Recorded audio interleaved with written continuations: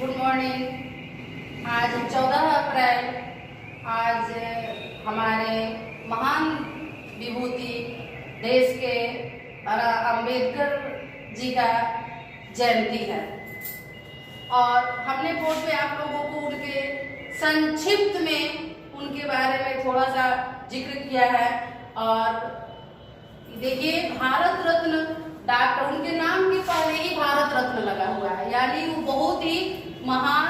और मैंने एक लाइन में कहा जाए है ना, तो बहुत से नीचे आप लोगों को मिलेगा कि उन्होंने बहुत ही कम दिनों में बहुत सारी चीजों के लिए अलग अलग अपना महत्वपूर्ण योगदान दिया। तो भारत रत्न डॉक्टर भीमराव अंबेडकर का जन्म 14 अप्रैल 1891 को ब्रिटिश भारत के मध्य भारत प्रांत, यानी जो अभी मध्य प्रदेश में है, में स्थित महू नगर, महू एक गांव का नाम है, महू नगर में सैन्य छावनी में हुआ था। उनके पिता का नाम जानिए, उनके पिता का नाम था मालोजी सतपाल तथा माता का नाम था भीमाबाई। माता का नाम भीमाबाई और पिता का नाम मालोजी सतपाल था। और उनके पिता श्री महू में ही मेजर सूबेदार के पद पर एक सैनिक अधिकारी थे।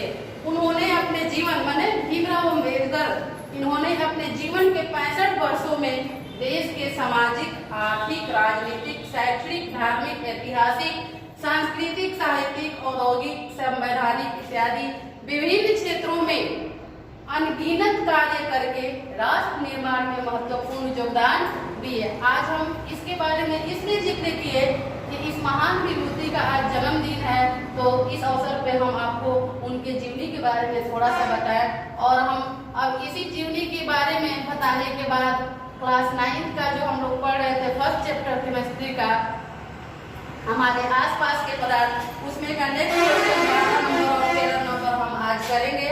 और आप लोग इसको अगर पढ़ना है तो आप लोग अपने मोबाइल से ही इसको पढ़ लीजिएगा, उनके बारे में जान भी लीजिएगा। आइए हम अब बढ़ते हैं अपने पाठ्य पुस्तक की तरफ और देखते हैं कि आज के वीडियो में हम क्या क्या पढ़ेंगे और क्या क्या जानेंगे। तो पढ़ रहे थे हम अध्याय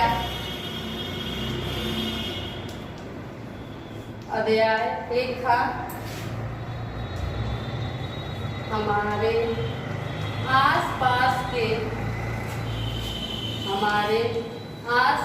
के पदार्थ। क्वेश्चन नंबर था 12, वायुमंडलीय गैसों को द्रव में बदलने के लिए।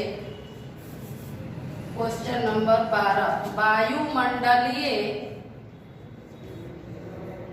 वायुमंडलीय गैसों को द्रव में बदलने के लिए,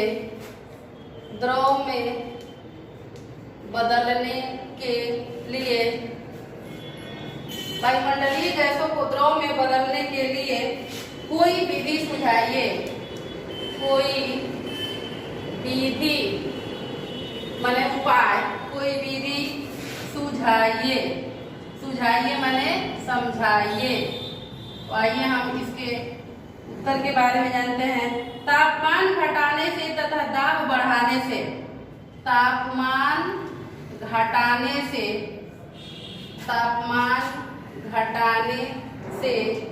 तथा ताप बढ़ाने से, तापमान घटाने से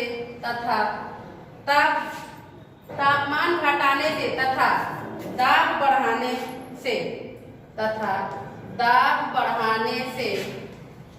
दाब बढ़ाने से वायुमंडलीय गैसों के कण, वायुमंडलीय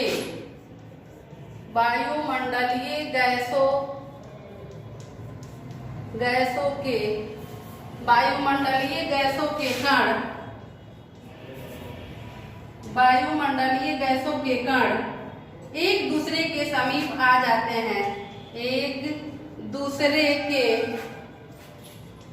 दूसरे के समीप आ जाते हैं, एक दूसरे के समीप आ जाते हैं तथा उनमें आकर्षण बल बढ़ने के कारण तथा उनमें आकर्षण बल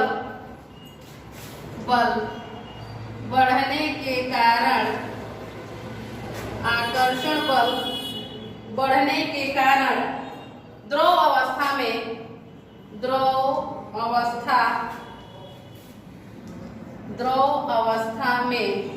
परिवर्तित माने होता है बदलना, द्रव अवस्था में परिवर्तित हो जाते हैं, तो जब वायुमंडल में गैस है, जैसे ऑक्सीजन गैस को हम लोग क्या करते हैं, तापमान घटाने से तथा दाब बढ़ाने से उस गैस को हम लोग क्या करेंगे, जब कण उसके समीप आ जाएंगे तथा उसमें आकर्षण बल क्या हो जाएगा, बढ़ने लगेगा, तो वह क्या हो जाएगा, द्रव अवस्था में आ जाएगा और उसको हम किसी सिलेंडर में भर कर रख सकते हैं। तो यही था क्वेश्चन नंबर 12। क्वेश्चन नंबर 13 देखते हैं हम। क्वेश्चन नंबर 13 है कि गर्म शुष्क दिनों में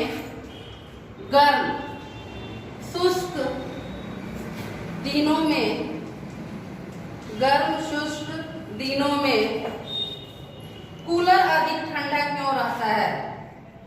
कूलर अधिक ठंडा क्यों रहता है? गर्म शुष्क दिनों में कूलर अधिक ठंडा क्यों रहता है? तो एक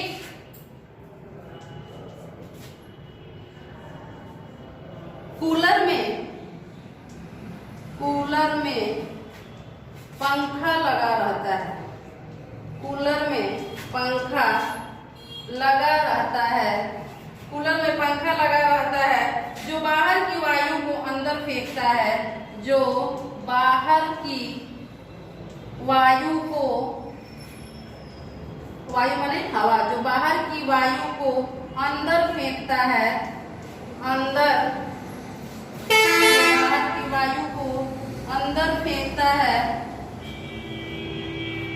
कूलर की बॉडी में तीनों तरफ कूलर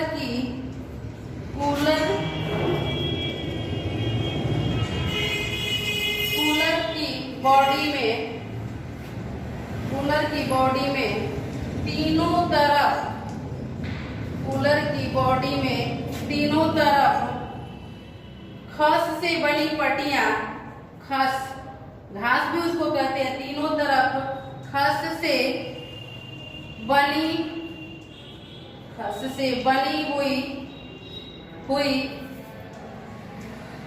हुई पट्टियां लगी रहती है, बनी हुई पट्टियां लगी रहती हैं, जिस पर पानी गिरता है, जिन पर पानी लगातार माने हमेशा पानी लगातार गिरते रहता है,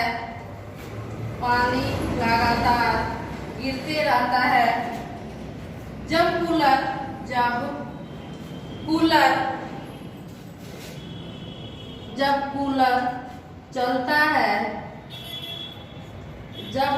चलता है तो पंखा बाहर की वायु, जब कूलर चलता है तो पंखा बाहर की वायु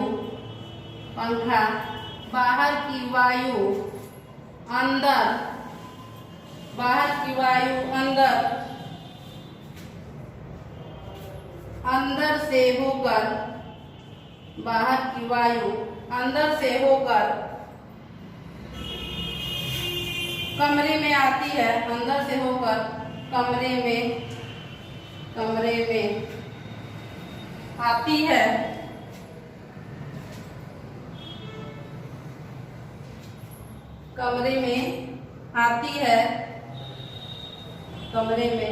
है, जिससे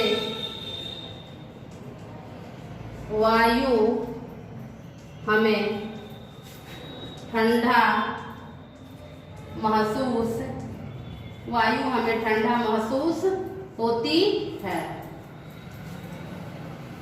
देखिए बहुत ही अच्छा क्वेश्चन है कि गर्म शुष्क दिनों में कूलर अधिक ठंडा क्यों रहता है। इसलिए ठंडा रहता है क्योंकि कूलर में क्या होता है, पंखा लगा रहता है, जो पंखे क्या करते हैं, बाहर की वायु को अंदर की तरफ फेंकता है।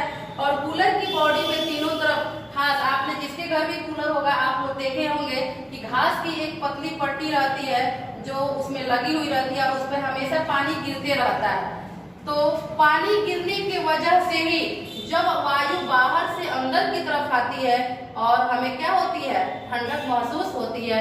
तो आज के वीडियो में हमने 12 और 13 नंबर क्वेश्चन कराए और इसके अगले वीडियो में हम इसके आगे बढ़ेंगे। तब तक आप लोग घर पर रहिए, सुरक्षित रहिए और अपनी पढ़ाई करते रहिए। धन्यवाद।